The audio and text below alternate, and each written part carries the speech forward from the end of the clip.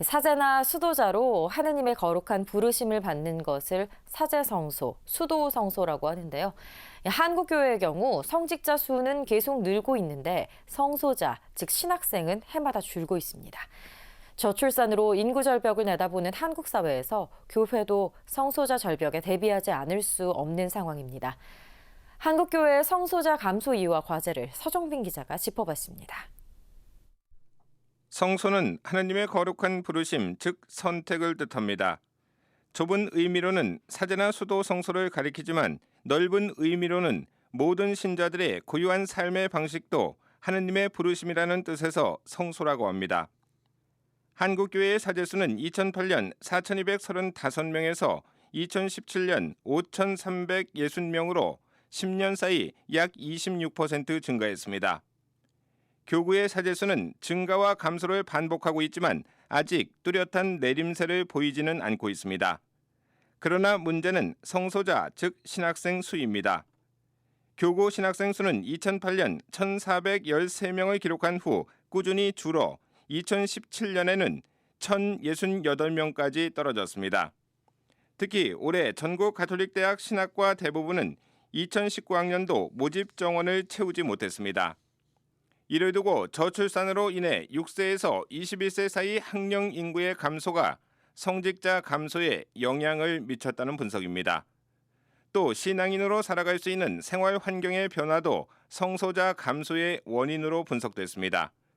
즉, 가정에서 부모로부터 전통적으로 이어오던 가톨릭 신앙의 맥이 약화되고 있기 때문입니다.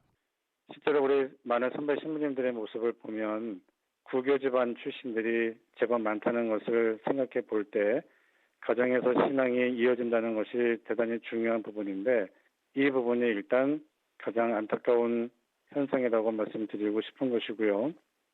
아울러 본당 공동체 안에서 신앙의 구심점 역할을 하고 있는 주일학교가 활성화되지 못하고 있는 점도 하나의 원인으로 지적됐습니다. 사회의 다변화로 성장기 아이들이 선택할 수 있는 가치가 너무 많아서 신앙의 가치가 힘을 발휘하지 못하고 있기 때문입니다. 특히 스타나 인기인들에게 마음을 빼앗기는 요즘 세대의 특성상 이른바 스타 신부들이 그다지 많지 않은 점도 영향을 미쳤다는 분석입니다.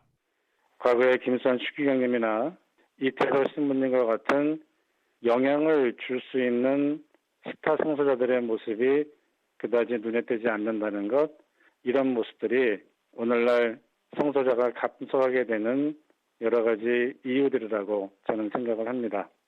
그렇다면 많은 젊은이들을 성소의 길로 안내하기 위해서는 무엇을 어떻게 해야 할까요? 성소자 개발과 양성에 대한 실질적이고 체계적인 대응과 노력이 필요하다는 분석입니다. 실제로 신학생과 예비 신학생을 대상으로 한 설문조사 결과 이들이 성소의 꿈을 갖게 된 것은 선배 성소자와의 만남이었습니다. 먼저 성소의 삶을 살고 있는 성자들과의 인격적인 만남, 본당 공동체 안에서 만나게 되는 신부님, 신우님들의 역할, 또 신학생들의 역할이 절대적이라는 겁니다.